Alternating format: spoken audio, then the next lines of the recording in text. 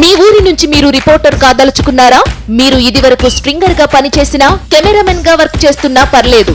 Freelancer గా పనిచేసే chance. రాజకీయాల నుంచి సినిమాల దాకా, లైఫ్ స్టైల్ నుంచి పర్యాటకం వరకు ఎక్కడి నుంచైనా ఏ వార్త అయినా సరే కవర్ చేయవచ్చు. వార్త కొట్టు, క్యాష్ పట్టు.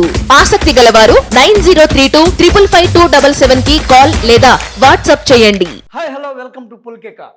అడ్డబలం లేని జగన్ ఆస్తులు 510 కోట్ల రూపాయలు. అదే దేశంలోనే సంపన్న సీఎం ఆయనే.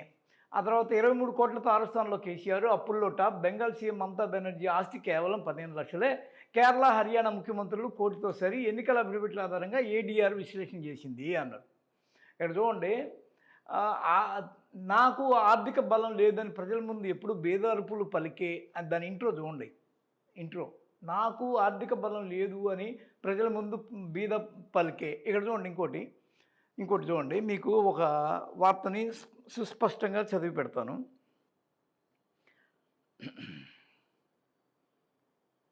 ఇది ఈ ఒక్క జగన్ కంటే బాబు బాగా రీచ్. ఈ వార్త ఎక్కడ కవర్ చేసినట్టుగా మనకి ఏ పత్రికల్లో కనిపించదు. ఆంధ్రజ్యోతి, ఈనాడు ఇవి ఉంటాయి కదా కొన్ని సోకాల్డ్ ఎల్లో మీడియా పత్రికలు. వీటిల్లో చూడండి, తాజాగా అసోసియేషన్ ఆఫ్ డెమోక్రటిక్ రిఫార్మ్స్ దేశంలోని ముఖ్యమంత్రుల ఆస్తుల వివరాలను బహిర్గతం చేసింది. వాటితో పాటు రాష్ట్రాల వారీగా కూడా ఎమ్మెల్యేల ఆస్తుల వివరాలు వెల్లడించింది. అయితే ఇవన్నీ వాళ్లకు ఎన్నికల సందర్భంగా ఇచ్చిన డేటాను క్రోడీకరించి తయారు చేసిన నివేదికలు. ముఖ్యమంత్రుల్లో ఆంధ్రప్రదేశ్ సీఎం జగన్మోహన్ రెడ్డి 510 కోట్లతో టాప్లో ఉంటే, ఇదే జాబితాలో ఎమ్మెల్యేల వివరాలు కూడా ఉన్నాయి. అందులో టీడీపీ నేత, ఆంధ్రప్రదేశ్ ప్రతిపక్ష నేత చంద్రబాబు నాయుడు ఆస్తులు కూడా ఉన్నాయి. అవి ఎంత అంటే ఏకంగా 650 కోట్లు. ఈ వార్త ఉండాలి కదా, ఏది ఆన్సర్ ఉండదు. చూడండి, ఈయన బీదర్పుల గురించి మాట్లాడే ఈ పెద్ద మనిషి గురించి సోషల్ మీడియాలో ఒక కామెంట్ చూడండి. ఓయ్ రాధాకృష్ణ, ఒకప్పుడు నీ భాగవతం ఏంటో అందరికీ తెలుసు. నీ గురించి రోసే అసెంబ్లీలో ఏమన్నాడో అందరూ విన్నారు. డొక్కు సైకిల్ వేసుకొని బీడీ దావుతూ నువ్వు తిరిగి ఈ రోజున ఆడి కారుల్లో, పెద్ద పెద్ద బెంజ్ కారులో, పెద్ద ఇంకా ఏవో బ్రాండెడ్ కారులో తిరుగుతున్నావు. ఇవన్నీ ఎక్కడి నుంచి వచ్చాయి? చంద్రబాబు వెన్నుపోటుతో ఎన్టీఆర్ పార్టీని ఎలా లాగేసుకున్నాడో, జీజేఆర్ అనే వ్యక్తి నుంచి ఈనాడు మార్గదర్శిని రామోజీ ఎలా కబ్జా పెట్టాడో, కేఎల్ఎన్ ప్రసాద్ స్థాపించిన ఆంధ్రజ్యోతిని నువ్వు కూడా అలా లాగేసుకున్నావు అని అందరికీ విదితమే. పేదరికం గురించి, బీదరపుల గురించి నీతులు వల్లవేసే నువ్వు జర్నలిజంలో మొట్టమొదటి అవినీతి ప్రవేశపెట్టింది నువ్వు కాదా? వైస్రాయ్ గేటు వెనక నుంచి ఎన్టీఆర్ మీద వేసిన చెప్పుల్లో నీ చెప్పు కూడా ఉందా లేదా? ఆ తర్వాత అందుకు మూల్యం చెల్లించమని చంద్రబాబు నువ్వు గల్లా పట్టుకున్నావా లేదా? అందుకు ప్రతిగా నువ్వు ఆంధ్రజ్యోతిని ఇప్పుడు ఆనాడు తీసుకున్నావా లేదా? ఇప్పుడు దాన్నైనా సరిగ్గా నడుపుతున్నావా? నీకు పనికొచ్చే వార్త ఒకలా, పనికిరాని వార్త మరొకలా, బేరం పెట్టిన వార్త ఒకలా, బేరం పెట్టని వార్త ఒకలా. రామానాయుడు మనవడి రాసలీలల్ని అడ్డుపెట్టుకొని కోట్ల రూపాయలు దండుకోవాలని నువ్వు ప్రయత్నం చేయలేదా? ఆ తర్వాత ఆయన పసిగట్టి వాటిని కేసులు అవ్వడము, కేవలం సాక్షిలో మాత్రమే వచ్చిన పరిస్థితి నీకు తెలీదా? ఈ బండారం మొత్తం బట్టబయలిన దాని మీద నువ్వు ఎక్కడైనా ఒక వార్త రాసావా? ఆ వార్త ఇప్పుడు రాసావు కదా ఒక వార్త, ఏది జగన్ రిచ్ అని. అక్షరాలను అమ్మకానికి పెట్టే నీచుడివి, దృశ్యాలను ధనార్జన మార్గాలుగా మలచిన నికృష్టుడివి. నువ్వా ఇతరులకు నీతులు చెప్పేది, బీదరుపులు పేదరుపుల గురించి మాట్లాడేది? నీ బినామీ భాగవతాల గురించి అందరికీ తెలుసు. అమరావతి పేరిట చందాలు వసూలు చేసింది తెలుసు. ఆఖరణ వీణావాణి అనే ఇద్దరు అవిభక్త కవలను ఆపరేషన్ పేరు మీద వసూలు చేసిన సంగతి, దాన్ని భోజనం చేసిన సంగతి తెలుసు. జగనని చెప్పినట్టు దోచుకో, పంచుకో, దాచుకో బ్యాచ్లో నీదే కదా అత్యంత కీలకమైన పాత్ర.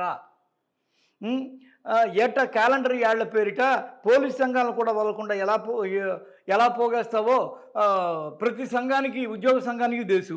సంవత్సరానికి 10 కోట్ల రూపాయలను కేవలం ఈ యాడ్ల రూపంలో వెనకేస్తావటగా. టీడీపీ టికెట్లు ఇప్పించి మరీ లాగేసుకుంటావటగా. మొన్న 2014-19 మధ్యకాలంలో ఏకంగా 700 కోట్ల రూపాయలని ఇలాగే సంపాదించావటగా, టికెట్లు ఇప్పించి. ఇక నీ యాంకర్ల రాసలీలలు, వాళ్ళను ఎప్పటికప్పుడు ఎవరెవరికి ఎలా తార్చావో అందరికీ తెలుసు. వాళ్ళతో నువ్వు తిరిగిన తిరుగులకి, రిసెప్షనిస్ట్కి నువ్వు చేసిన కడుపులకి, అందుకేగా మీ ఆవిడ ఛానల్కి, పత్రికకి నిన్ను వేరు చేసి దూరం పెట్టింది. చచ్చి ఏ లోకానం ఉందో ఆ మహాతల్లి నిన్ను ఎంత కట్టడి చేయాలని చూసినా నీ బూతు బుద్ధి, నీ వంకర చేష్టలు, వంకర బుద్ధి ఇంకా మానుకోలేదు. రెండో పెళ్ళికి కూడా రెడీ అవ్వట కదా. నీ భాగవతం మొత్తం ఒక సినిమాగా వస్తూ చూస్తుండు, తప్పక వస్తుంది. ఉన్నవి లేనట్టు కనికట్టు చేసే ఓ మాయావి మారీచుడా, త్వరలో నీ బూతు భాగవతాల చిట్టా మొత్తం బట్ట బయలు కావడం ఖాయం. నీకు రోజులు దగ్గరలో పడ్డాయి, నువ్వు వార్తను ఎలా వక్రీకరిస్తావు, ఎమ్మెల్యేల కొనుగోలుకి క్యాష్ బ్యాగులు ఎలా అందిస్తావు శ్రీదేవి ఎపిసోడ్లో, కొత్త పలుకు పేరిట నీ చెత్తరాతలు ఎలా ఉంటాయి, ఉన్నవి లేనట్టు ఎలా ఊహిస్తావు, వివేకానంద రెడ్డిని చంపింది షర్మిలకి భారతిరెడ్డికి మధ్య రేపు ఎప్పుడో గొడవ వస్తుంది అధికారం వచ్చాక అని చెప్పి ఊహాగానాలు రాసింది నువ్వే. ఇలా నీ బయోగ్రఫీ మొత్తం, నీ బండారం మొత్తం, నీ బతుకు భాగవతం మొత్తం బట్టబయలు కావడం ఖాయం. బీ రెడ్డి బూతు కృష్ణ, నీ బూతులన్నీ అత్యంత త్వరలోనే జనం ముందుకు రాబోతున్నాయి. మాయా మారిచ నెంబర్ 1 సరికొత్త రాజకీయ రాసలీలా సంచలన చిత్రం అనేది ఇక్కడ రాసింది. అంటే వీళ్ళంతా వక్రీకరణ, లేకపోతే ఏది అప్ చేయాలి, ఏది డౌన్ చేయాలి, ఆ మీటర్లు నొక్కడం. అదేదో గంగతో రాంబాబు సినిమాలో బ్రహ్మాండంగా ఇటు అటు మార్చి మీటర్లు మార్చి, చస్తే ఒకలాగా బతికితే ఒకలాగా, మనకి ప్రోగా ఉంటే ఒకలాగా. ప్రతిపక్ష నేత అయితే ప్రతిపక్ష నేతల్లోనే అత్యంత గొప్ప ధనికుడు అని చెప్పేసి చంద్రబాబు గురించి ఎందుకు రాయవు?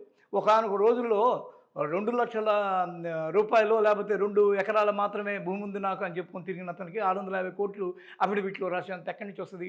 హెరిటేజా? నాకేం సంబంధం లేని ఓల్డ్ ఇట్ కానీ అదేదో పులకరించినట్టు జల్లరిస్తుంది కదా బాబు శరీరము. మరి ఇవన్నీ కోట్లు ఎక్కడి నుంచి వచ్చాయి?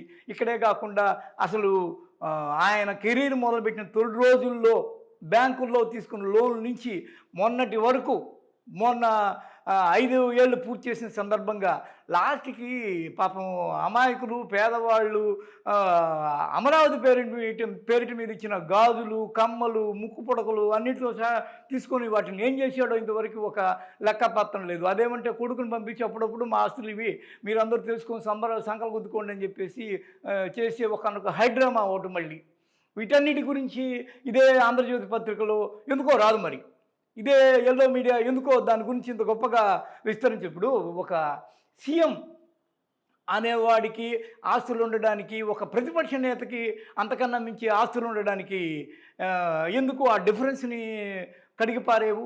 ఎందుకు ఆ డిఫరెన్స్ ఎక్కడి నుంచి వచ్చాయి? చంద్రబాబు నీకు ఈ ఆస్తులు, నాకు 2 ఎకరాలే ఉన్నాయి, హెరిటేజ్ వాటితో నాకు సంబంధం లేదని అప్పుడప్పుడు చెప్పి దులపరించుకుంటావు కదా, 650 కోట్లు ఎక్కడి నుంచి వచ్చాయని చెప్పి ఎందుకు రాయడు అంటే దానికి మన దగ్గర సమాధానం ఉండదు. ఎందుకంటే మనం పచ్చ కండు అని కాదు, ఏకంగా రక్తంలోనే పసుపు పచ్చ రక్తాన్ని నింపేసుకొని ఆయన చంద్రబాబు కన్నా మించిన అనధికార అధ్యక్షుడి హోదాలో విపరీతమైన యాంగ్జైటీ, విపరీతమైన ఏదన్నా మళ్ళీ చంద్రబాబు హయాంలో మళ్ళీ ఒక ప్రభుత్వం ఏర్పడితే మళ్ళీ ఇట్లాగే పోయినసారి 700 కోట్లు కొట్టేశాడంట, ఈసారి మళ్ళీ ఎంత కొట్టేస్తాడు ఏందో. ఈ ఆత్రము, తపన, సంపాదించాలి, ఏం చేసుకుంటాడో, పెళ్ళం కూడా చనిపోయింది అయినా కానీ ఏం చేసుకుంటాడో తెలియదు అన్న దూరంలో జనం మాట్లాడుకుంటున్న విధం మనం ఇప్పటివరకు చదువుకున్నాం.